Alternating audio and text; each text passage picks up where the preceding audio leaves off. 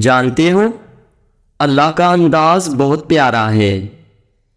جب کوئی بات بتانی ہو تو مثال دیتے ہیں، جب تسلی دینی ہو تو اپنی آیت ہماری آنکھوں کے سامنے کر دیتے ہیں، جب ہمیں اس کی ذات کی شدید ضرورت ہوتی ہے ہم تک حوصلے پہنچ جاتے ہیں۔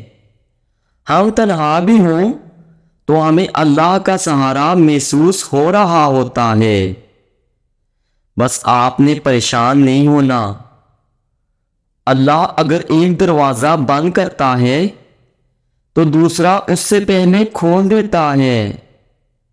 جو اللہ نے تمہارے لیے لکھ دیا وہ امتحان کے لیے دور تو جا سکتا ہے لیکن کسی اور کو کبھی مل نہیں سکتا۔ جانتے ہو کہا جاتا ہے اللہ تمہارے حالات تب تک نہیں بدلتا جب تک تم وہ نہیں بدلتی جو تمہارے اندر پوشیدہ ہے۔ تو جب تک تم ان چیزوں پر خوش رہنا نہیں سیکھو گے جو تمہارے پاس ہیں، اس وقت تک اللہ تمہیں وہ پیسے دے گا جو تم مانگتے ہو۔ ایک طریقہ وہ ہے جس کے لیے تم خود کو تیار کرتے ہو، اور دوسرا طریقہ وہ ہے جس کے لیے اللہ تمہیں تیار کرتا ہے۔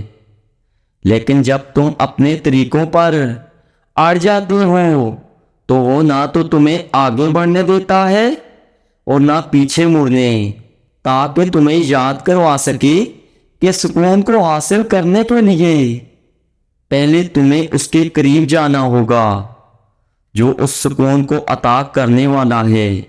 اگر راستہ اس جگہ سے نہ بن سکا جہاں سے تم نے سوچ رکھا ہے، اس کا مطلب ہرگز یہ نہیں ہوتا کہ اب تم کبھی منزل تک پہنچ ہی نہیں سکو گے۔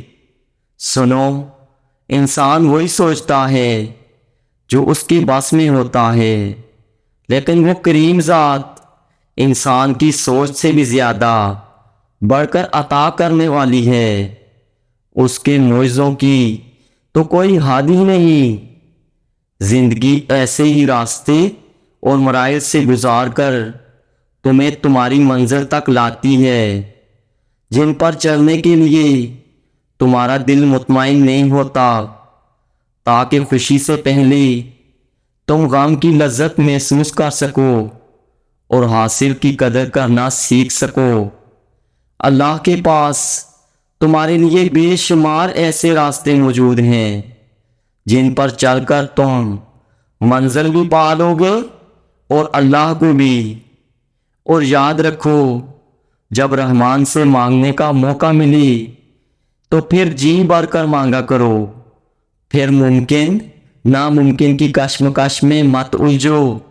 جس سے تم مانگ رہے ہو وہ خزانوں کا بادشاہ ہے، اس کے لیے تو صرف ایک کن کی بات ہے اور اسباب بن جائیں گے، وسیلے بھی پیدا ہو جائیں گے، ایک کے بعد ایک دروازہ کھلنے لگے گا۔ بس توکل کے ساتھ رب کو راضی کرو اور نیت صاف رکھو، اللہ تمہیں مطمئن کر دے گا انشاءاللہ۔